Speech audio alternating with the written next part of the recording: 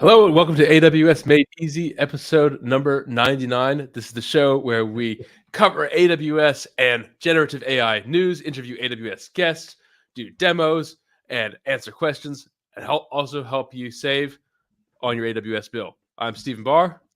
Hey everyone, I'm Rahul Subramaniam, and welcome to the show. We have so much to cover this week, but before we get right into it, how was your weekend, Stephen? Oh, really good. It's I think about a little bit of allergies come out, which is a great sign. It's summer. I'm excited. I'm going to count it as a small price to pay for the arrival of spring. And as soon as my immune system catches up, I'm going to fully enjoy it. So if you hear a little sniffle or two in the background, that's why. Otherwise, really, really good. How about you? Great. Actually, this weekend was pretty neat. We took our electric vehicle for a long road trip, about 10 hours each way.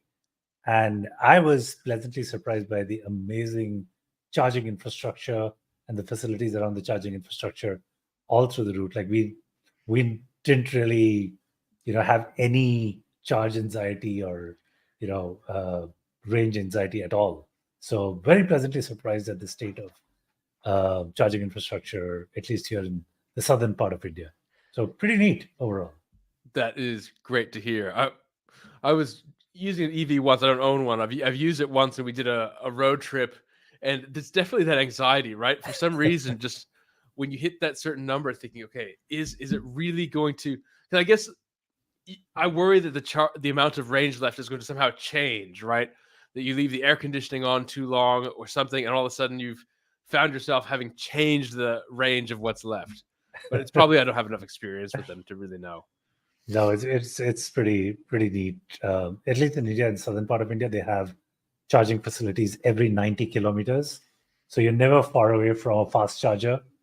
And every one of those facilities has a restaurant and some kind of a lounge or some place to relax.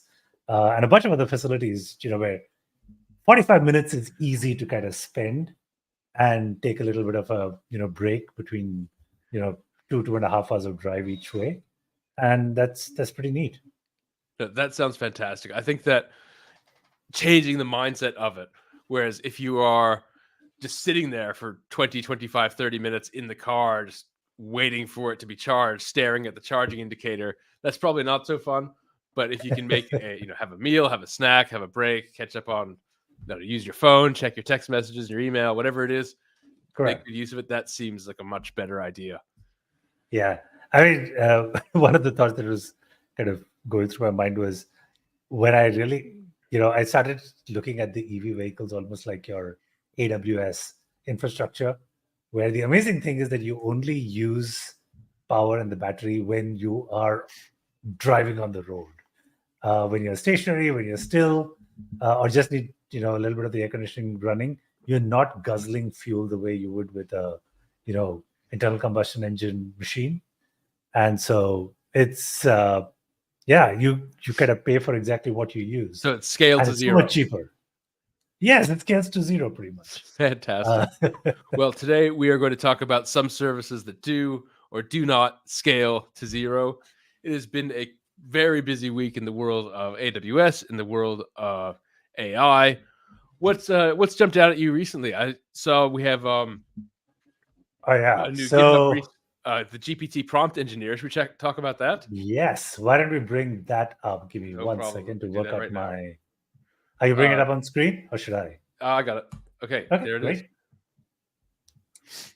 Okay. GPT prompt engineer. Tell us about this. A shout out to this particular repository, which I have been using for about a week. I think this came out as a Twitter... let me see if I can bring up the Twitter... or the tweet that came up, if I have it handy. No, apparently I don't have it handy. Oh, I love this. But while you're looking, prompt engineering is kind of like alchemy. I really like that. There's no clear way to predict what will work best. So alchemy, if you remember in history, that was the science of turning other metals into gold. Correct. And I think that pursuit kind of led to actual material science, right? Yeah. You have to start having a disciplined approach. But alchemy, using that analogy, it means like it feels like you don't really know how it's working yet. You don't understand the fundamental principles. You're more like poking at it. So I love that's a great use of that word. prompt And engineering it's kind of like really alchemy. the way you actually do that with trying to figure out how to optimize your prompts, right? Because you just don't know how the LLMs are going to interpret your prompts. And so it started off with the GPT prompt engineer, which is meant for OpenAI's LLMs. There is a notebook right there. If you go to the top, there's a GPT prompt engineer.ipynb, which is your notebook for the GPT prompting. And basically, what it does is it starts with, imagine you had to create a prompt for an agent to do something. So you take a task, or you take a particular objective that you want to achieve, and you give it to it. It has a standard template that it starts with, but then it'll keep iterating with the model, and keep refining it till you get a very highly performant model. And the thing is that when you use GPT-4, for example, you could probably run 2 or 3 iterations with GPT 3.5 Turbo and get equivalent or better prompts and results from GPT 3.5 Turbo than just getting the data from a very expensive GPT-4. Similarly, now Claude 3 just got launched. Actually, there's a whole lot below this as well. You can keep going down, and I'm there's trying to get this to wrap. I don't think the nature of this. I don't. Let me just. I think with our screen size, that's going to be a little hard. Let me see if I can. But you should check it out. Let's see. I'm going to put this out in the comments. Okay, well, here's what it's saying. Let's see if we can zoom on that. Your job is to generate system prompts for GPT-4, given a description of the use case and some test cases. Prompts you'll be generating will be for free-form tasks, like generating a landing page, headline. Okay, this is interesting. You will be graded based on the performance of your prompt, but don't cheat. You cannot include specifics about the test cases in the prompt. Any thoughts with examples will be disqualified. Yeah. Okay, so going back to the GitHub repository, so it has this system prompt, correct, and then and then it generates a bunch of test cases for the task that you want. Then it will basically compete to get the best possible prompt that performs on those test cases really well. So cool. Think of a generative prompt generator. So it's pretty neat the way it's been designed.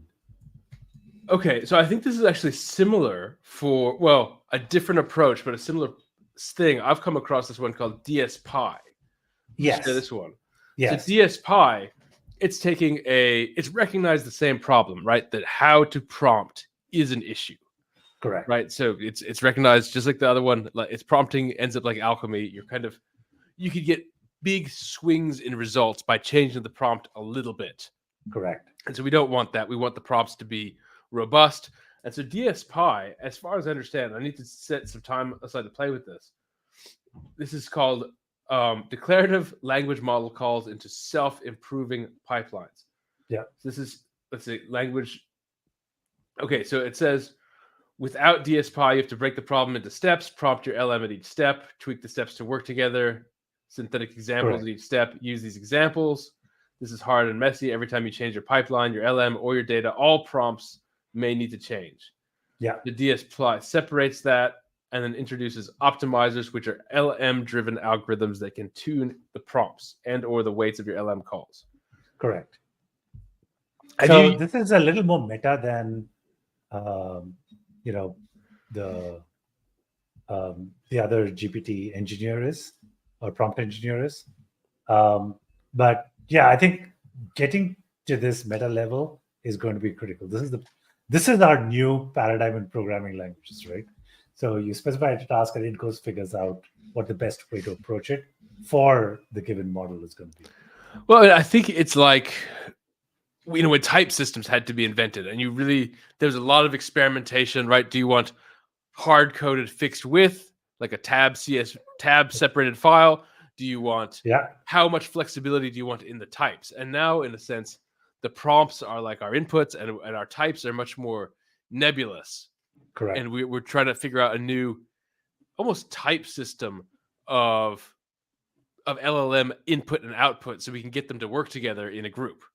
Yeah, I'd say the approach we're taking is almost like an untyped system, but under the hood there are some, like even if you use an untyped language, at the pace of it, a register will take an integer or a float or literally just a few bits, right? I mean, everything's going to be in a bite-sized piece in a register somewhere.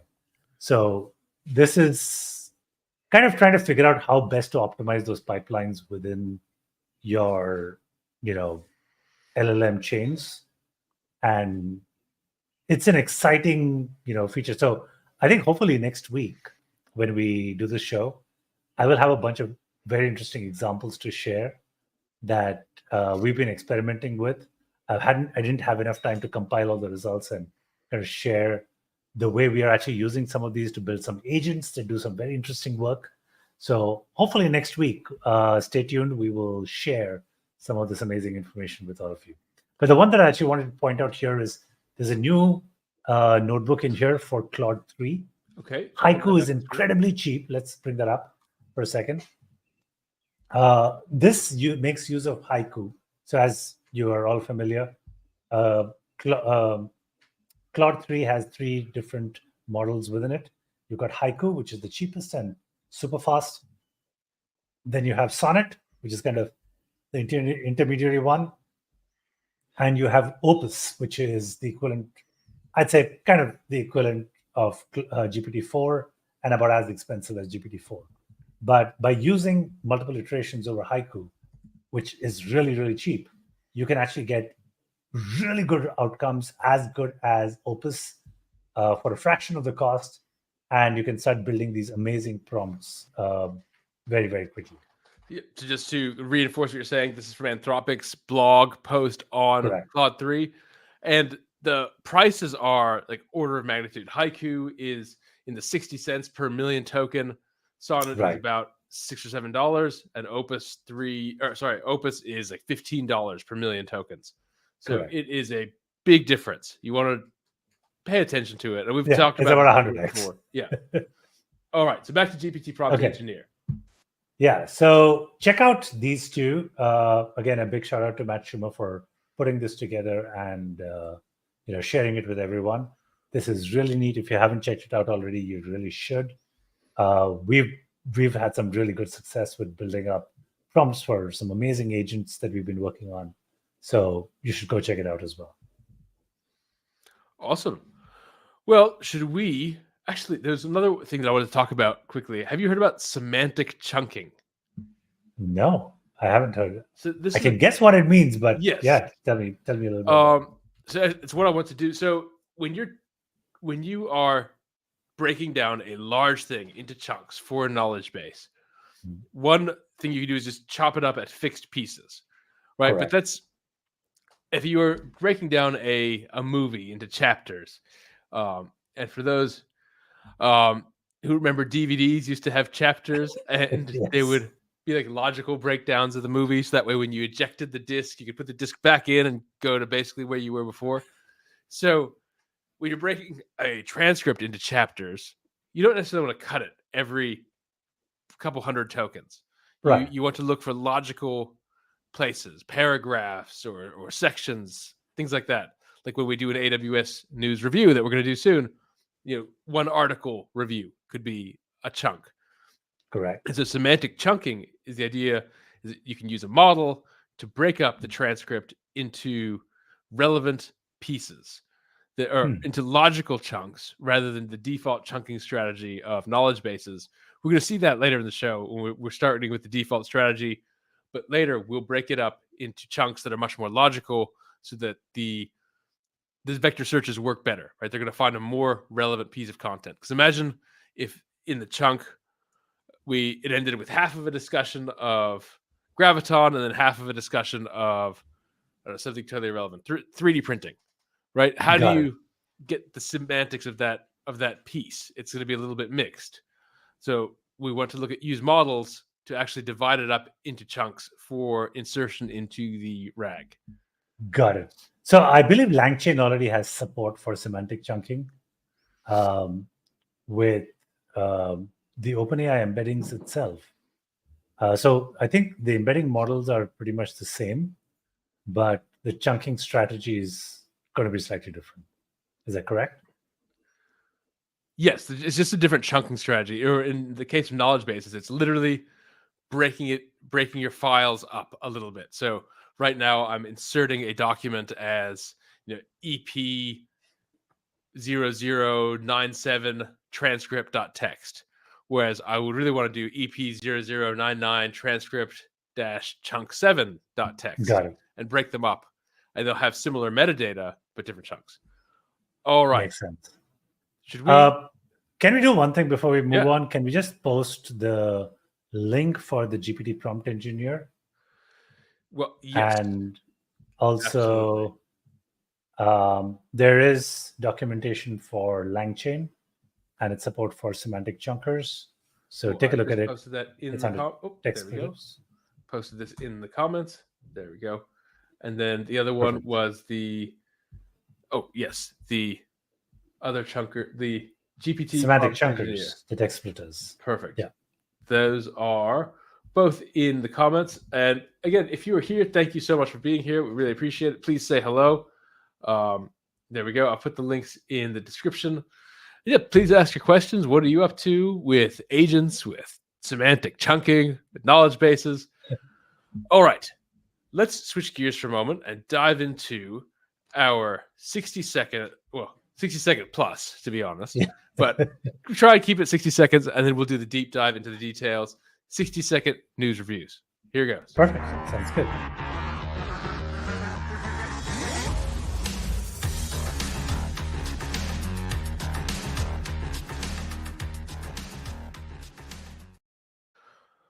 All right. Well, we have the first one of the day. Let me put this up on screen. And this is SageMaker Canvas new pricing for training tabular models. We get this up on the screen here, and let's jump into this one. So here we go. SageMaker Canvas new pricing for tabular models. So as quick as we can, what are tabular models, and what's this new pricing update?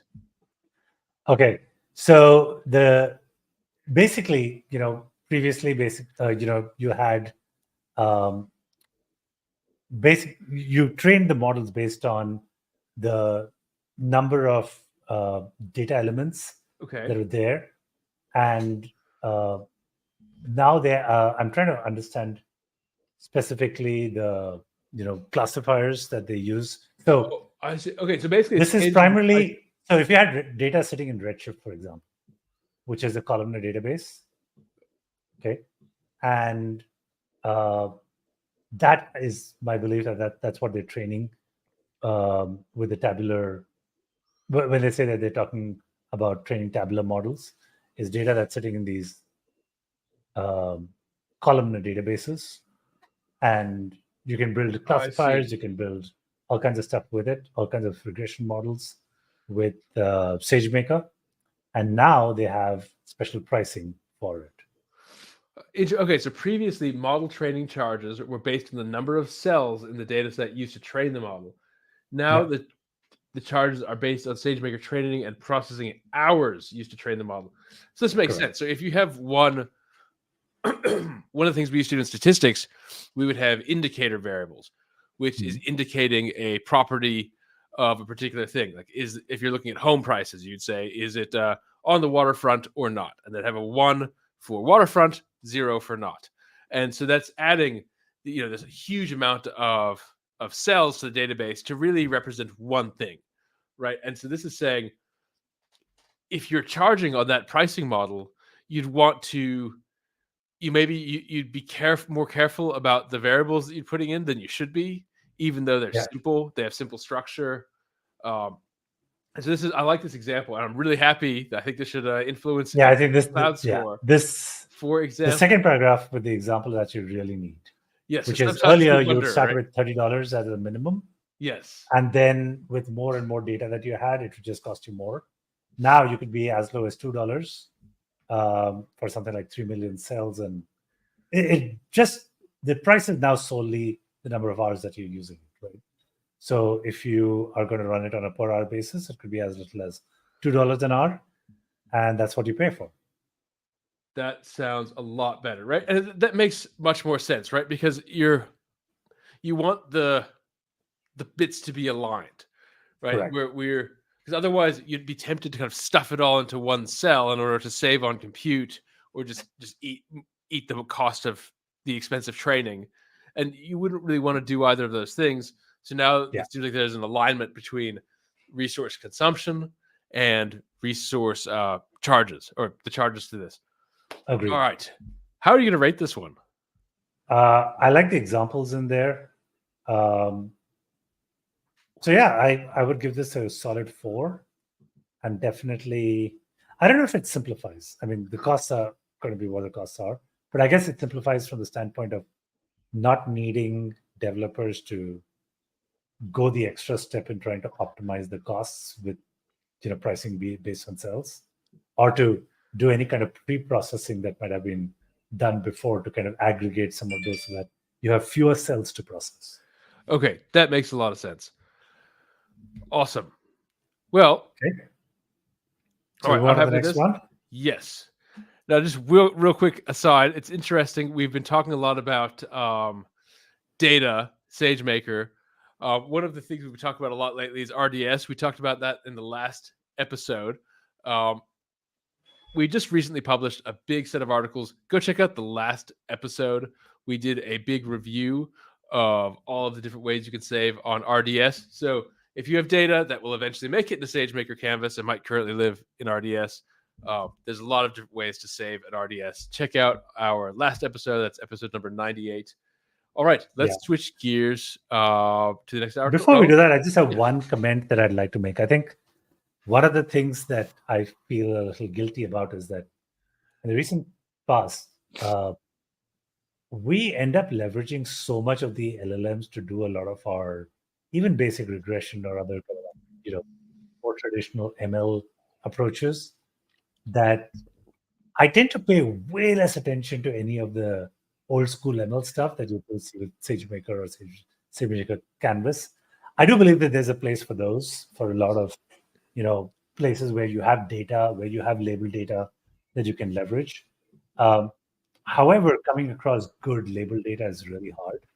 And you can either use the new next generation of LLMs to generate some of that labeled data for you if need be. But I find myself using way less, or paying a lot less attention to the old school ML, announcements and techniques and stuff now compared to the generative AI ones. I don't know if it's because it's the new shiny thing, but I genuinely don't end up using too much of anything else. Interesting. I guess what's the moral of the story then? So is the future hybrid?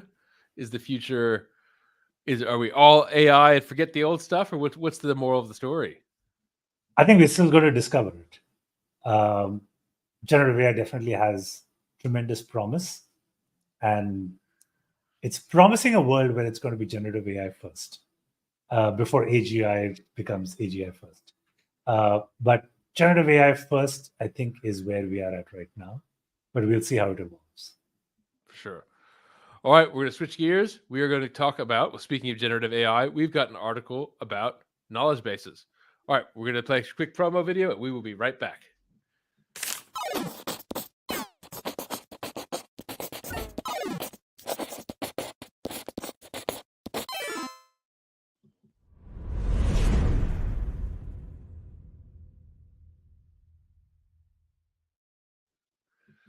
Okay, we are back, and we've got knowledge bases for Bedrock. Let's put this on the screen. Knowledge bases for Amazon Bedrock now lets you customize prompts and number of retrieval results. I think we're going to use this later in the show. Yes. But overall, what do we think of this announcement? This is a relatively big announcement. Yeah, this is big because earlier, knowledge bases was kind of like a black box. And these are two things you absolutely want. You want to be able to fine tune and refine the prompt so that you get back exactly what you want. But more importantly, I think the number of retrieval results also makes a big difference. I believe the old default used to be about 3 or 5 documents, if I'm not mistaken. that it would, or chunks that it would actually pull out from the retrieval query. Now you can customize how many you want. So depending on what the size of your knowledge base is and the kind of data you have in your knowledge base, given the fact that these days your prompts have up to 128K tokens of context, you want to maximize what you push into the context if you're uncertain about, how well your retrieval is actually working. So it's great that these are now available as parameters. You have defaults that work out of the box, but you can customize these as well, depending on the kind of data you have. There we go. So it says previously the retrieve API returned up to 5 chunks. Knowledge bases now supports up to 100 retrieved chunks, enabling more relevant and comprehensive information retrieval. So correct. Could you do paging before, or was it literally just the 5? It would just be the 5. Interesting. Okay. I do so with think every query, the retrieval brings out the 5. So with every prompt that you send it, it would send back, or it would retrieve as part of its process 5 chunks that are most relevant. Okay. Yeah. Well, definitely, I think we're seeing knowledge bases quickly kind of fill in some of these, not even enterprise, but almost like table stakes features for how to build these robust systems, right? People expect paging, right? On Google, for better or worse, you can click next page, next page, next page, next page until you've basically searched the entire internet, or at least anything that's possibly relevant. And Correct. We'd expect that with a knowledge base. You think 5, or why not? I know it's esoteric because sometimes you forget exactly what you're looking for, and you're kind of poking around looking for clues. I remember it was kind of related to this, and you'd want to be able to browse more than 5 entities at once. So usually with every prompt, you will get 5. So you can keep tweaking the prompts till you get, a different set of 5, but it is painful from that standpoint. And also remember that we're going to talk about chunking in a little bit, but so far, Bedrock knowledge bases also had very limited chunking strategies. So you were also constrained by exactly how the chunking happens on your knowledge base. Yeah. Well, how do we rate this for now? We're going to be diving into knowledge bases shortly, but how do we rate this one for right now? I'd give it a good 4 and simplifies because, like I said before, it is an important lever to pull when you're doing knowledge bases. All right. Well, that is a 4 clouds and a simplifies. We're bringing back some of the retro graphics. We love these. And then, yeah. All right. Let's take a quick break, and then when we come back, we're going to jump into the next one, which is AWS Compute Optimizer. We'll be right back. Some tools just find AWS cost savings and make you do all the work. Visualizing cost opportunities is great, but that's not enough. CloudFix, on the other hand, actually delivers those savings for you. And you don't need to worry because CloudFix is AWS recommended and easy to use. It's the only tool that fixes cost-saving opportunities and not just finds. It's the easiest way to save money on AWS. It's all 100% automatic and risk-free. And the best part of all, it works non-stop. Stop overspending on AWS and click on the button to start saving now. All right, AWS Compute Optimizer introduces memory customizability for EC2 right-sizing recommendations. This is really neat. So let's see. Let's dive into the meat of the article here. AWS Compute Optimizer, customizable EC2 right-sizing recommendations based on memory utilization. So correct. So in this particular case, if you remember a little earlier, they launched a feature which allowed you to set up a certain amount of headroom as a guiding criteria for optimization. Now you can basically, in a more granular way, define exactly how much headroom you want to specify across all of your instances. And so, yeah, basically the optimizer will take that into account while determining what the new recommended instances are going to be. Well, what it looks like is that you can basically get closer to that limit. So I remember when I was working on numerical computing, I would create a matrix and I would know exactly how much RAM I was going to consume. I was literally inverting and cycling on this matrix over and over and over again. And that Correct. matrix, I would know, okay, I've got 32 gigabytes of RAM. I'm going to create a 30 gigabyte matrix. It's save 2 for the system. It was Correct. very fine. Whereas normal compute optimizer would give you, it's very conservative. It would panic if it saw that much memory utilization. But if you understand that in certain workloads, you want to go a bit closer to that line because you have, I would imagine this is mostly for numerical compute or other types of jobs where you understand what the boundaries are. That I think that would make a lot of sense. And you still want to use compute optimizer for CPU, but with memory, it's a fixed size. Yeah. And I think why I actually love this particular feature is that it now enables you to do something where you can start with a constraint that says, keep the memory the same and find me the best or cheapest processor that can process this workload. Start with that as your very first step and at least start saving 10 to 20%, because a bunch of CPU migrations alone could save you anywhere from 20 to 30% on your, EC2 builds on those instances. So start with that, and then you can start figuring out how to optimize your memory further. So start with, ensuring that you have 50% extra headroom over your instance, and then you keep optimizing and getting better at your estimation. And then what's interesting about memory is that it's not as straightforward as you think it is, because for some programs, they use the memory itself. But often now we are using virtual machines like Java, where the default thing is take all the memory and reserve it for yourself.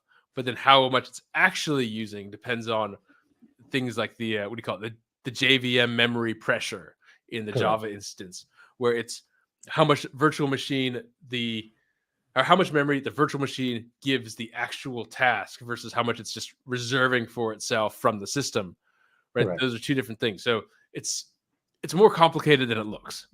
Correct. Databases are another classic example where databases work really well when all the data that you need to access is sitting in memory and ready to be accessed.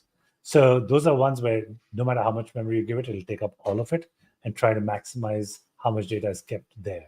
Now, if you reduce the size of memory, your database will absolutely work, but the performance might degrade because it has to keep swapping out, pages in memory with new data that's sitting on disk.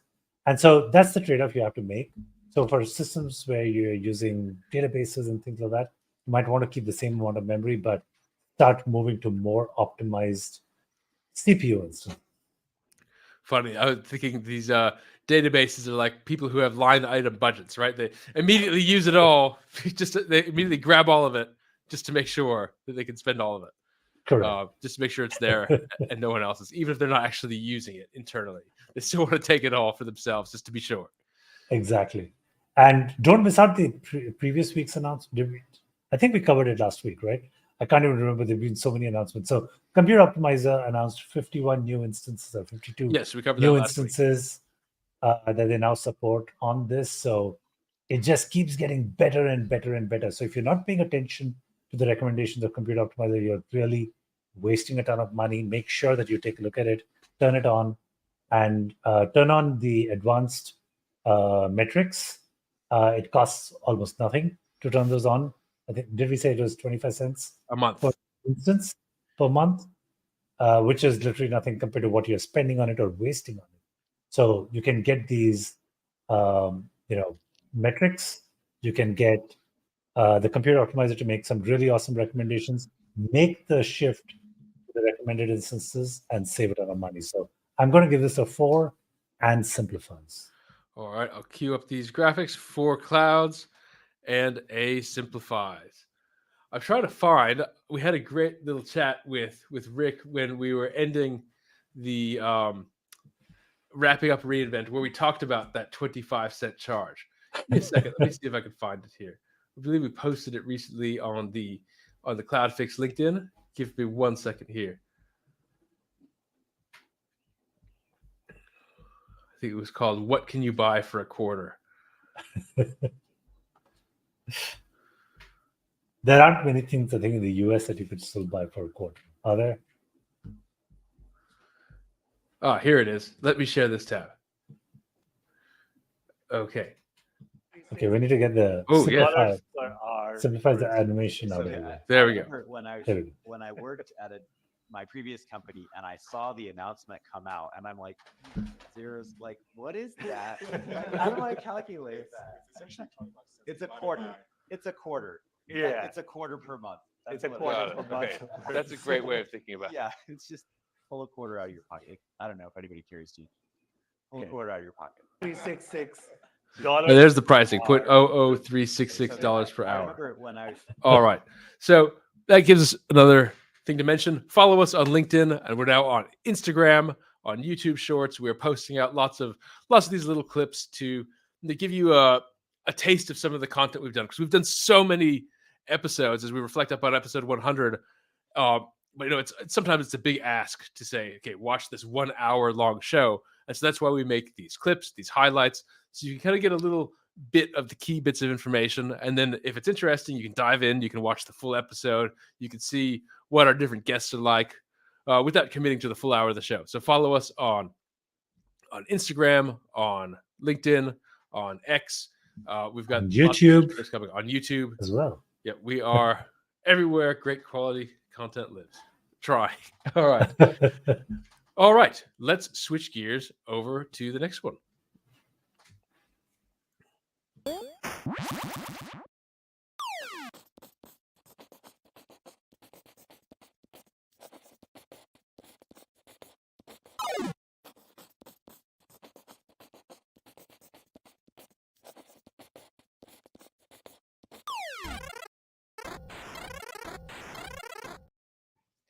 All right. Now, as a reminder of switching over from GP2 or IO1 or IO2 to GP3, and with CloudFix, we can do it for you.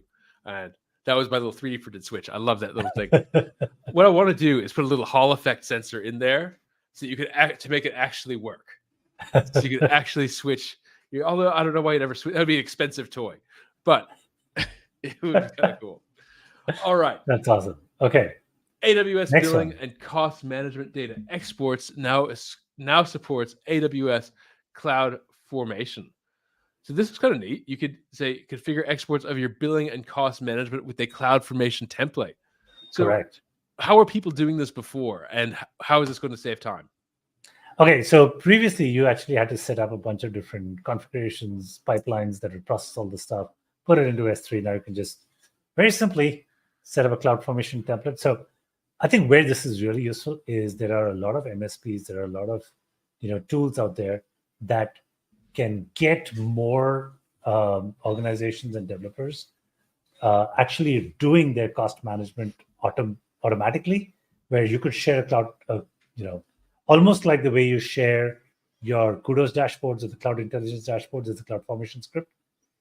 The entire end-to-end deployment and making sure that all of your cost management exports are now set up. You can do it systematically. You can do it one way in a standard way using your Cloud Formation script that you can distribute to all of your customers if you were an MSP or if you were an SI, or alternatively, if you're a tool that required these as basic inputs, like CloudFix does. It's easy to get this set up with a simple Cloud Formation script that your customers can run out of the box. Yeah, all right. I really like this idea of, imagine if you had this Cloud Formation template, and then you could copy paste this section in, basically do a little rename, and all of a sudden you've got this report generating. It's going right into your BI tool. That would be a great thing to have. Right.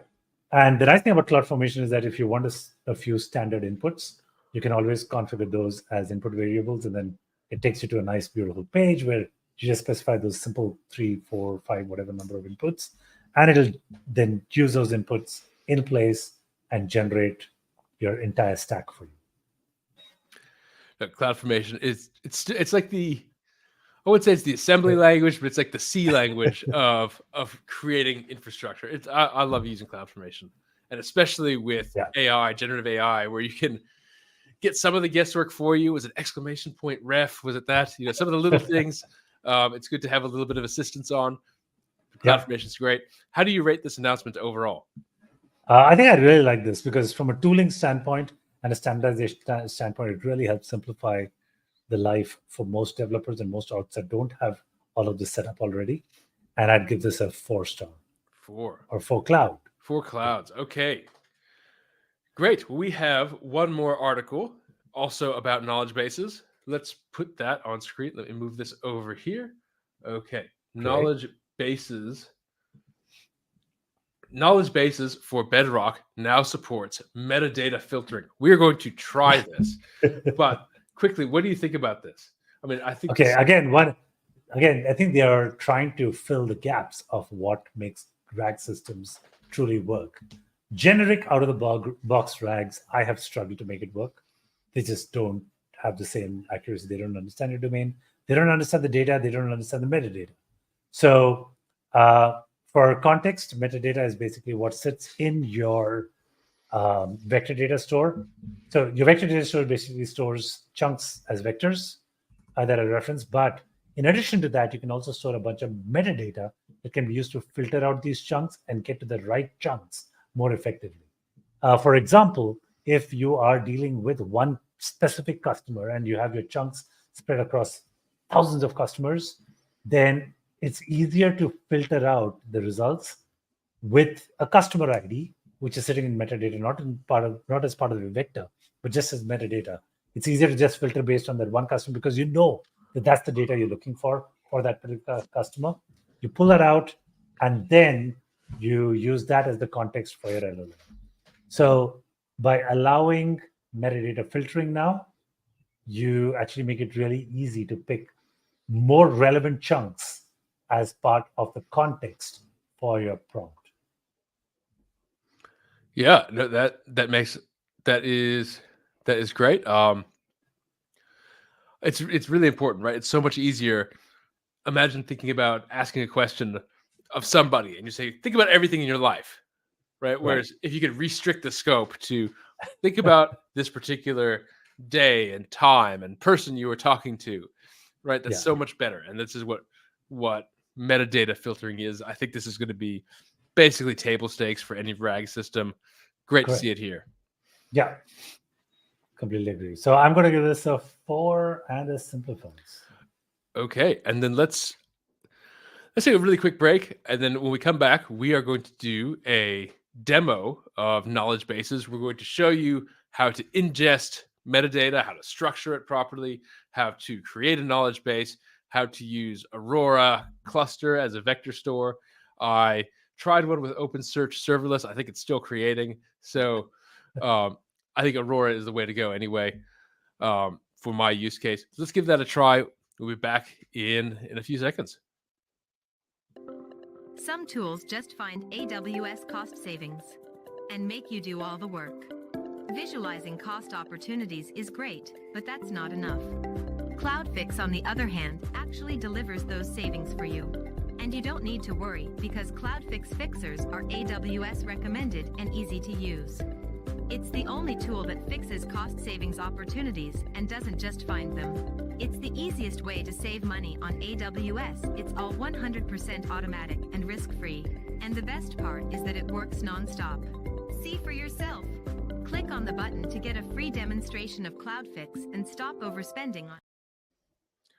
All right, we are back. Okay, so knowledge bases. I'm going to share my first screen here to show the knowledge bases console. And then I want to show basically how you create a knowledge base, how you set up Aurora to do a knowledge base. So let's put this on screen.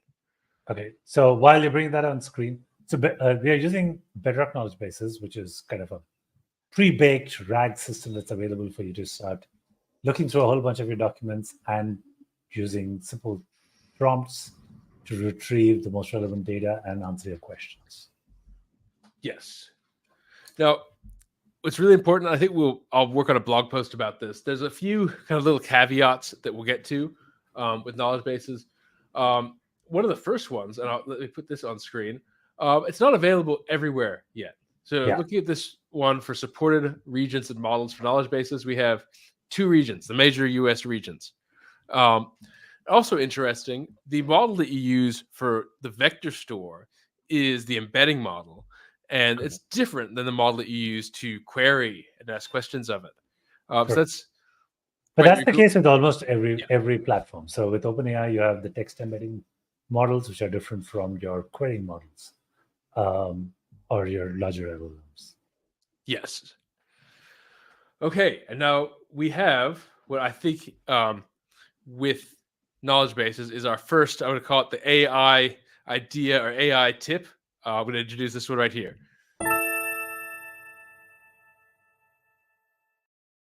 Okay, in the prerequisites section for Amazon Bedrock, there's a little note here that I think is really important to take note of, which is right here. If you skip creating a vector store, it will create an open search serverless vector store for you. This is not a trivial cost. Rahul, what does an open search serverless vector store cost if it's just sitting there? So I believe that this particular one has a minimum two units that is always running, and I believe it'll run you into a $200 to $300 a month, if I'm not mistaken. Yes. So, and you'll see it happening because well, another interesting note is that you have to create a knowledge base with a non-root user. And so I think part of why that happens is you have to have that forces you to create an IAM user. And as part of creating an IAM user, you have to know what permissions are you giving it. And as you click through, it will, and it tries to automatically create an open search database, it's going to fail. And it's going to say, hey, I need this permission. And so that should trigger something in your mind thinking, wait a minute, that will remind you, okay, this is about to create an open search serverless instance that's going to, again, cost you a couple $100 per month.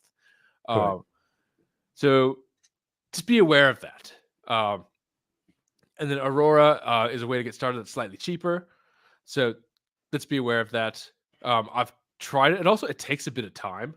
So I wanted to flag that as something that's part of the setup.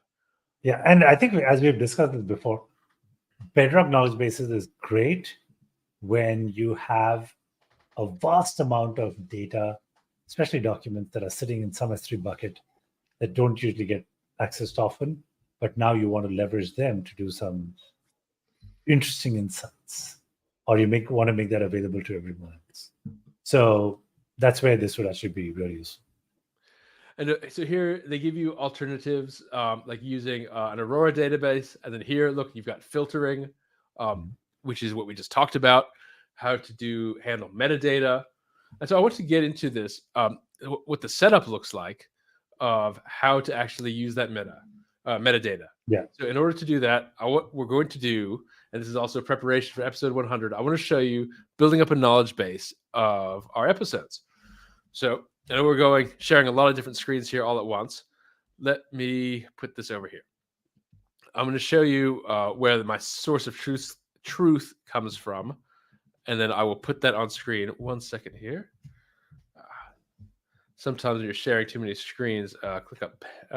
It panics a little bit. There we go. Okay. So I want to show you what my knowledge management system looks like. I use a tool called ClickUp. And I've got all of my kind of source of truth data in there. So let me share screen, share a window. Okay, so here is my ClickUp. And if you look here, we've got every episode of AWS Made Easy. And it was showing, okay, here's the date. Here is the episode number. Here are guests. Let me make this a bit bigger so you can see it. Yeah.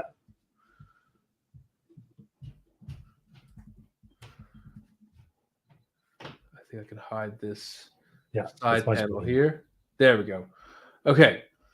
So we did a deep dive into AWS Generative AI with Justin Thomas. We can see we have the guest. We've got their email address. We've got a transcript. And this field is a large field, which is, oh, look, hi, welcome to be here. I really like this. Okay, this is good. We have the whole transcript. We have an AWS services, which tries to take the transcript and look at what services we talked about in that episode. We talked about Neptune here. These are all classic cases of metadata. Like this is great metadata to have when you're building a RAGs system, because then you can say, hey, tell me about any news articles that we discussed about a particular service. If that's a relevant question, then you can filter on that metadata. So this is up to date all the way to episode number 96. So I need to add 97, 98, and this one, 99. Okay, but this, we need to now figure out how do we get this into knowledge bases. So in order to do that, I'm going to share another application. Here we go. And we're going to jump into just a little bit of code.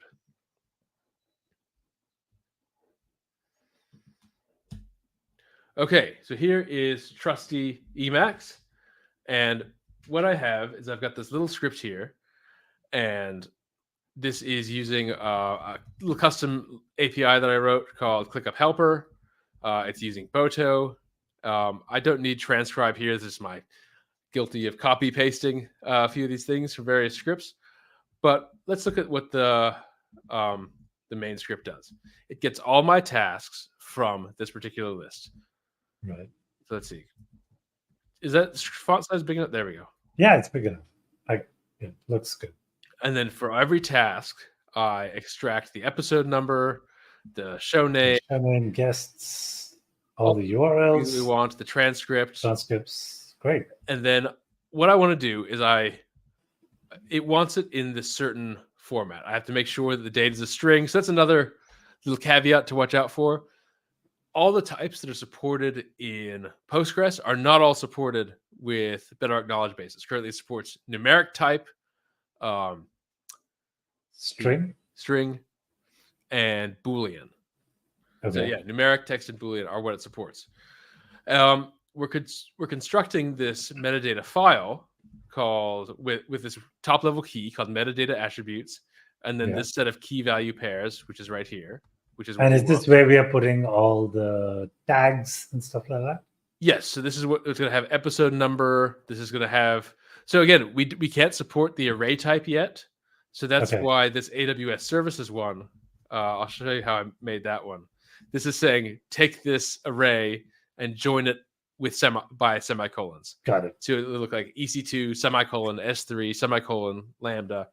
Got That it. was as best I could figure out at the time. There's probably a better way. I don't know if it would actually be able to then use it like true metadata. I don't think it'd be able to filter it unless it actually supports an array. Yeah, I have to.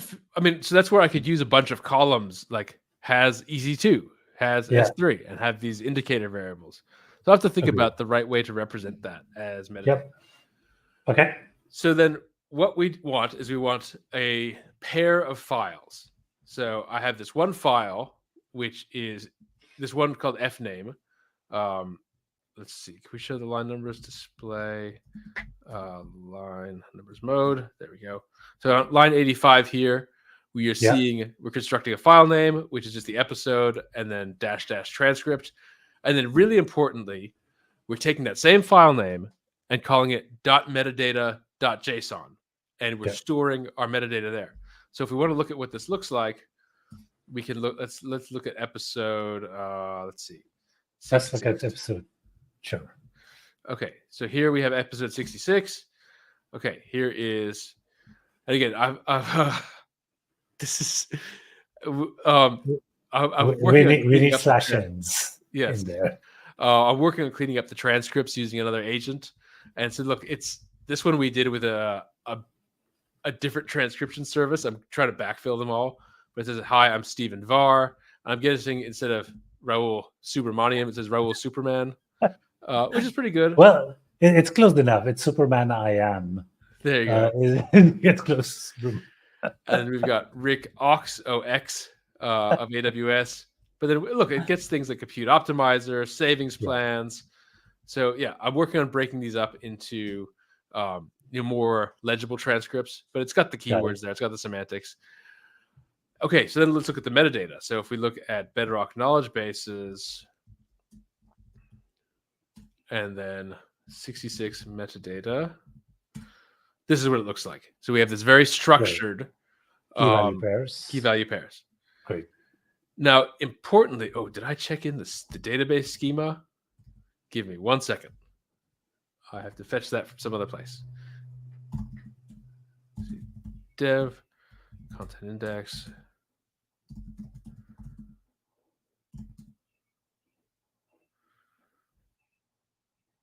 Oh, okay. Well, actually, yeah. Okay, so this, in order to do this, you need to have a database schema that that kind of matches to these metadata files. So Got it. or matches to these metadata fields. So I should be able to log in. Give me 1 second here. Yes, I can log in and I can show this table. And in this case, you're going to use Aurora database as your database, correct? Yes. And now I've configured Aurora in this case with a public endpoint. So just give me 1 second here. I need to extract my password. So, okay, I'm not sharing that screen, right?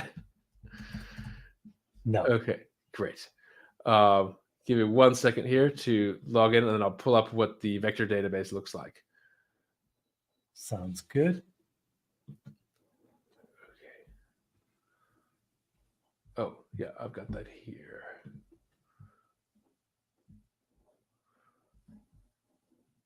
All right.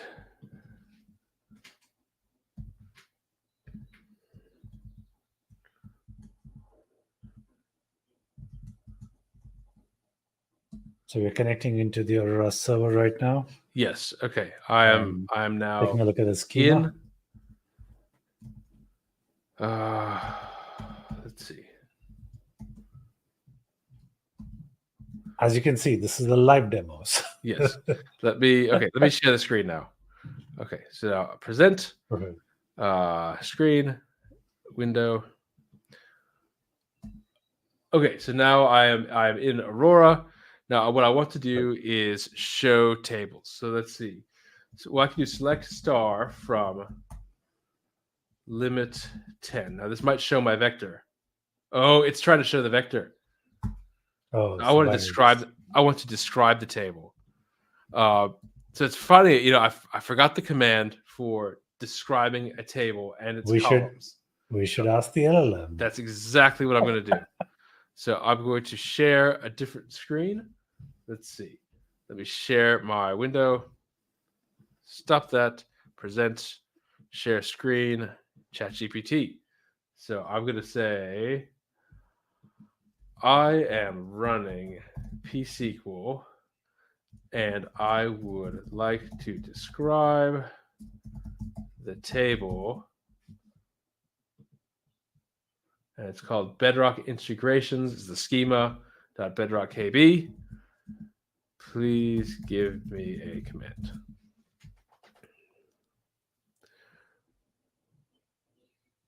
Okay. Oh, just backslash There T. you go. All right. So That even I didn't know. So that's pretty neat to know. I could do that. Now let's share that other window again. Present, share screen. There it is. Okay. So there. So you see that I've got a field. Hey, you have JSON as well as one of the. Yes. So it asks for that in the documentation. So these four in the documentation, you have to have, and I'll show you this when we kind of go through create the knowledge bases. These four you have to have. You need an ID field, a vector field, and see this 1536. That is the size of the Titan 1 embedding model. Chunks, which is your text, and metadata, which is JSON. Now Bedrock is managing that JSON field for you, and then everything else in the table needs to correspond to a field in that .metadata.json. Yeah. So that's what these all are. One other thing to note: whenever you have this embedding piece that you see, vector 1536, that's the size of the vector.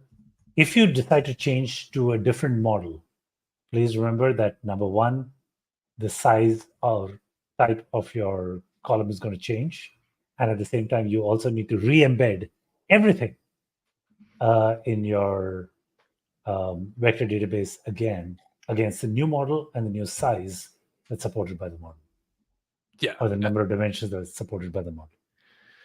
So here is this. And interestingly, if you look at select distinct episodes, I'm missing a few. And we're going to do a live debug. I know exactly why, I think.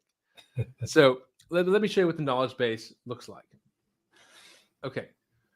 So I think this will be the last. Bring up another window? Yes. Stop that one. Present, share screen, and let's go back to the knowledge bases console, Amazon Bedrock. Okay, there it is. Okay, so this is the Amazon Bedrock console. I'm not going to put Secrets Manager on screen, or I will have a busy afternoon. Okay, so if we go to knowledge bases, we could see an existing knowledge base called Knowledge Base AME Aurora. Right. Now, if you were to create a knowledge base, just to kind of show how this is configured, let me move this test model screen out of the way. No, not that one. I want to move it the other way. Okay. There we go. You see that we have a knowledge base as a name. It has an ID. It has a data source. Yeah. And this data source is pointing to the S3 bucket where these all live.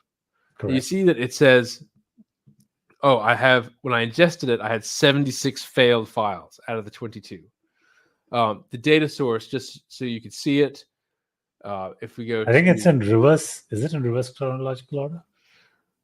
Oh, yes. I think the first one completed. Well, it completed, that, but none of them actually worked. Okay. They were 100% failed. And so I got the 22 failed, and then or 22 success, and I realized why. So if you look at the data source, this is just an S3 bucket. And then within this file, you want a file and then a corresponding file name .metadata.json. Yeah. That's in the S3 bucket. So now we should be able, even with the episodes that are in there, we should be able to ask it questions. I think you need to select a model there, right? On the yeah, right so let's select a model. Let's pick Cloud 3 Sonnet. Yeah.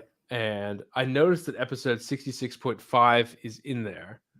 So we should be able to then ask it a question like, what we should probably say, yeah, go ahead.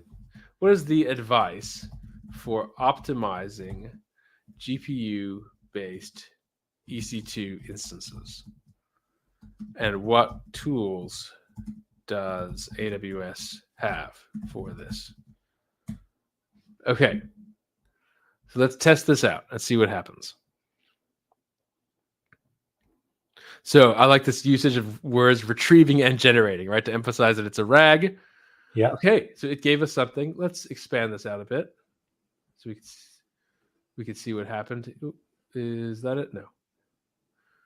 Oh, great. So it actually talks about the GPU utilization metrics. If we go back to test. There we go. Okay. So AWS recommends Compute Optimizer along with the NVIDIA CloudWatch agent. That is exactly right. Correct. And then it's giving us these little citations, 1 and 2. So it's looking at episode 66.5 transcript.txt. That's where that's coming from. If we go to 2, same thing, episode 66.5. That's the episode where we really talked a lot about this. We could see the source that it's coming from. This is the source chunk. So this is the chunk size, is about this big paragraph. And let's look at the metadata associated with the chunk. There it is. That's pretty cool. So, and we could see, here's the S3 URL of the full episode. Yeah. You can see our StreamYard. We talked about EC2. And this is only 1 out of 3 pages. There's more. So let's go to source chunk 2. The metadata. It's going to be the same episode. Correct. But what we want to do, so with semantic chunking, I can divide this up into logical paragraphs. And then as part of the metadata, I can have exactly the time code in the video where we say this. So you should be able to search and then jump exactly to the time code. I'm figuring out how to process the transcripts just right so we can do this, but we're getting there. We're getting close. So this is all metadata chunks from one big conversation. This is the same thing, 66.5, Tensor Core, 66.5. What is this one? Yes. All right, let's try another question. Okay, so let's go back to test. Can we ask for the top 3 tips from Rick? Okay. During episode 66 and 66.5. Well, 66 didn't ingest. Oh, okay. And this I is thought 66 did. 66.5 did, but 66 did not. Got it. Okay. Oh, wait, no, 66 did. You're right.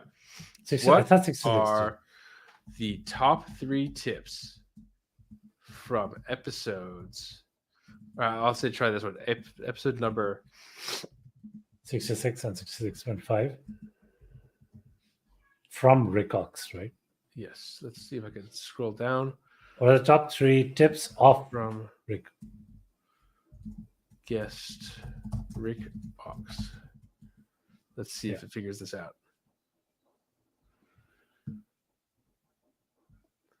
No, I apologize. The interface is still a little bit crowded, but let's see what it says. There we go.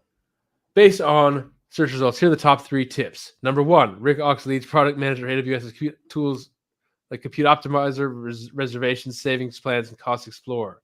So this isn't as semantically clever. It's saying, I think it's trying to say use Compute Optimizer. We're working on a bot called the Rahul bot. It's calling it the Robot. And Rick Ox and his team's products help customers optimize their cloud spend. A little bit generic. I don't think it actually covers the essence of what Rick was trying to say. If you see, it did get the metadata correctly. Yeah. But did it formulate this into a query? Because no, this one found episode 70, which is interesting. We explicitly told it to filter that. So let's figure out if we can get it to do a predicate-based query. Can we make it add? Can we do the metadata filter? Here is a metadata filter. Filters. So you basically say episode EP is equal to. Okay, EP number in. Is there an in? Or? Well, let's see. Can we do greater than? Oh, here we go. In. Yeah, in. Make it a narrow. Yeah, 66,67. Oh, 66.5. Yeah. Now let's give this a try.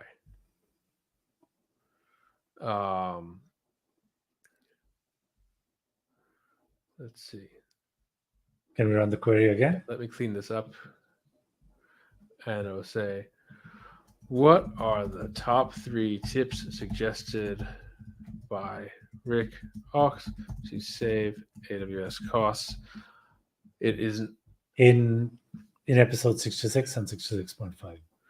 Now, do we need to specify that since it's already in the filter? I guess not. Yeah, let's go ahead and say run.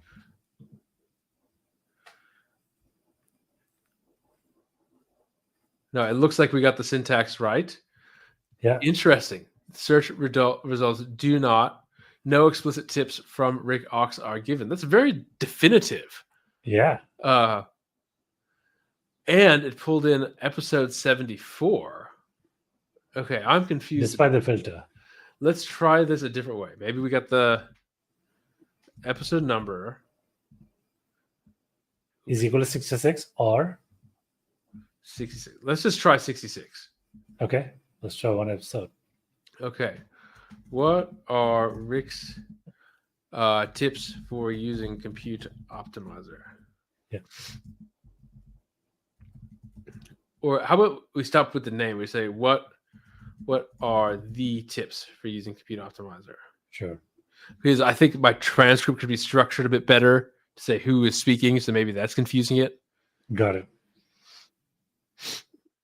Okay. Here are some tips. Enable Compute Optimizer. Okay, turn it on. Yeah. Compute Optimizer, look not just for EC2, but ECS or Fargate. Yeah. Compute Optimizer can help you right size by suggesting instance types that better match your workload. Yeah. To get Compute Optimizer, to get the most, make sure you have enhanced infrastructure metrics, and that's what we talked about, that 1 quarter per month. Correct. Can we take a look at the citations or the references? Yes. Show source Are details. Are they all from the same? I hope so. 66. 66.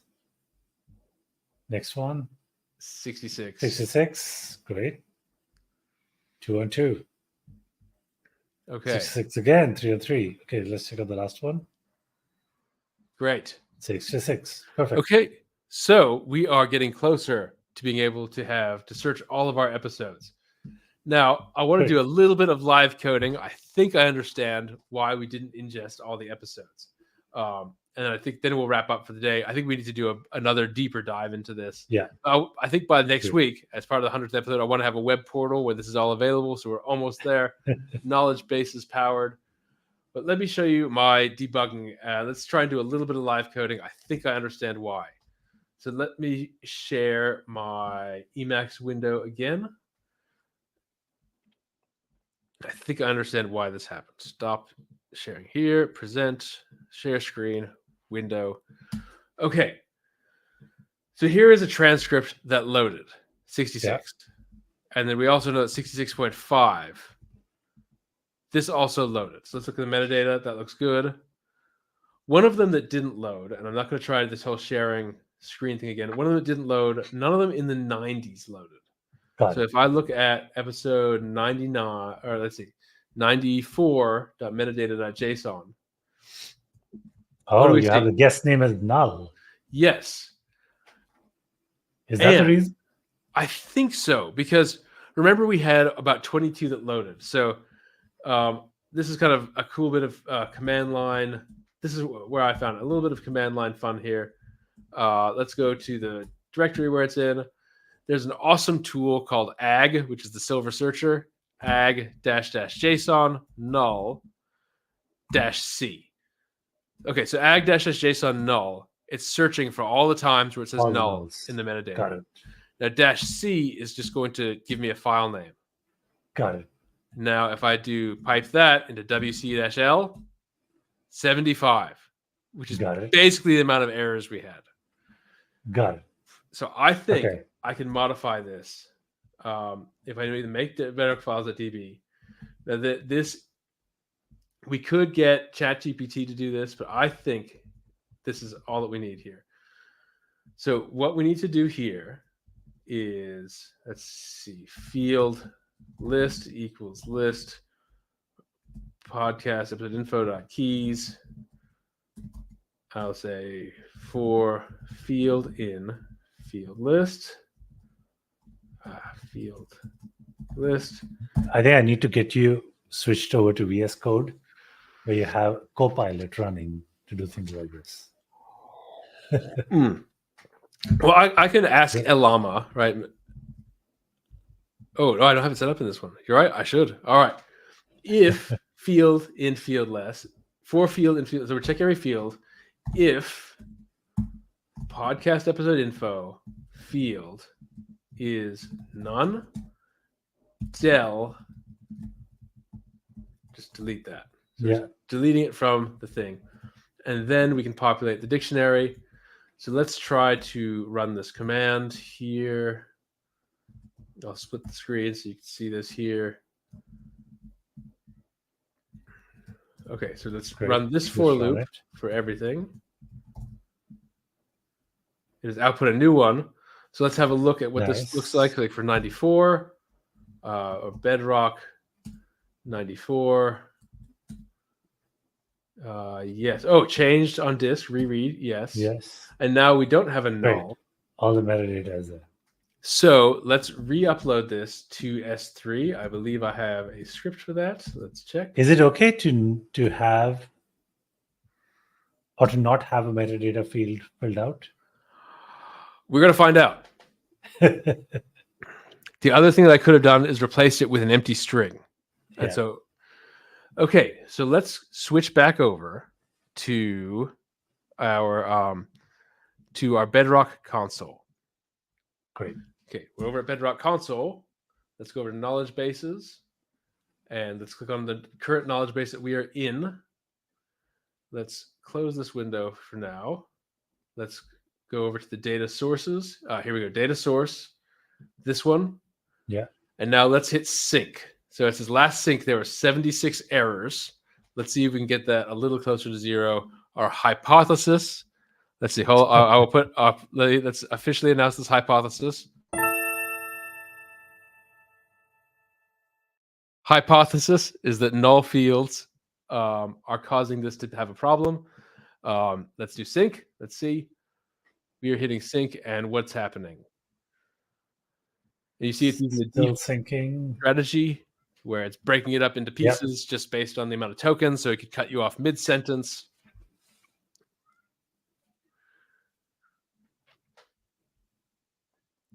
And what is currently the chunking strategy you're using? It's default chunking. So default- it's oh, just yeah, a couple okay. hundred tokens. Got it. I hope it's smart enough to not cut mid-word. It's tokens. Now it would just cut wherever it cuts. And I think we just have to live with that. So we need to use semantic. So you can use one of the other strategies as well. So there are 2 or 3 strategies that are currently supported on Bedrock. Well, let's see how this goes. This is good. It's taking a long time, which is good. It means it's Hopefully doing processing. something useful. Now, it's not a ton of data. It's about. Can you believe we've spoken for about 5 megabytes? I'm pretty happy with that. We could fill up a couple of floppy disks. Okay. Well, you do more than that. 1.44 MB was the max, right? Exactly. Or actually, the floppy was 1.2 MB. So we'd have to chunk into like 6 floppies. Yeah. The diskette was 1.44 MB. For those of you who don't remember the old days, those were our storage devices. See, I always think about The floppy and the 3.5 inch. diskette. Right, that's the 3.5 inch is the one I always go to. But you're right, there was the 5 inch, and there's also the really like the 7, Yeah. the 8 inch. So the 3.5 inch was the diskette because it Yes. wasn't really floppy. It was Solid plastic. It was all plastic. It was solid. The floppy was truly floppy. It would be very bendy. Well, and apparently certain like aircraft still update their firmware on floppy disks. Really? Yeah, like some of the older aircraft are still up in the sky right now. I want to know which one so that I don't fly those anymore. Let's see. Well, I'm looking at the data source configuration while we're waiting for this to load. Oh, chunking strategy. Oh, here we go. It's containing at most 300 tokens. 300 tokens. Got it. Yeah, you can change this chunking strategy if you wish to. Is it still Okay. syncing? Yes, but that's actually leading me to believe that we did something right because it didn't take this long last time. So I think it's actually processing more of the files. 76, but that shouldn't take that long. I'm surprised it's Status ready. So done. let's have a look at the knowledge bases. And if we go over to here and we There look we go. at It's all ready. how do we get rid of this screen? Is it that one? Now, don't you want to do a query now? Well, Oh, it's still syncing. it's still syncing. Okay, but wow, they really have this test screen here. Okay, in progress, but let's see the data. Oh, 6 failed so far, added 34. So we've made more Nice. progress. Now, what is slightly, I don't think it's infuriating, but frustrating, is as far as I can tell, there's no way to tell which 6 failed. I'm glad that I know that 6 failed, but I'm not sure Which ones? 6. There's no place to specify job details or job logs, right? No. Okay, so I tried using the command line tool. I want to show you what you get with this. One share screen window. Okay, so here is the command line tool. I'm going to copy. So this was the previous one. And oh, look, you got 98, 22 were indexed, 76 failed. That is it. Nice. So now let me plug in the new job ID that just ran. This is the ingestion job ID. We can copy this out of the Bedrock console. Can't do 2 windows at once here. Let's just copy this out of the Bedrock console, paste this here. Let's see how it's doing. 70 new documents indexed, 6 failed. No clue which. So, but what you can have to do is examine the metadata, right? I can do select from the database. Find out which episodes are not part of the list from 0 to 100 or 1 to 100. So I think that tooling could be a little bit better. Yeah. Let's go back to Bedrock, ask it one more question, and I think that is an episode. So let's stop the screen here, present the Bedrock console. Okay, so we've now ingested 70 more episodes. You saw how long that took to vectorize. Now let's cloud through Sonnet again. And we can do, let's see. What are the top 3 tips for let's see. How about this? What should people do with EBS volumes to make sure to save? And let's hit run. Right.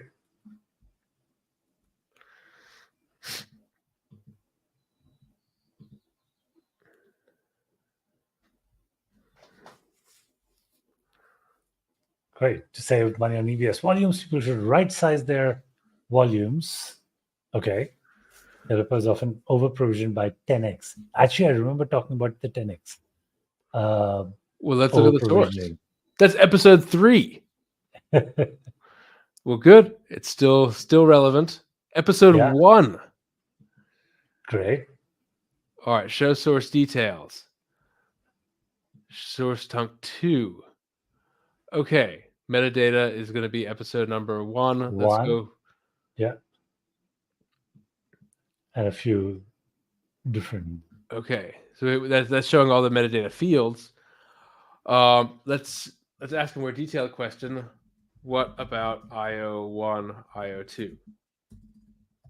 IO2. Yeah. Great.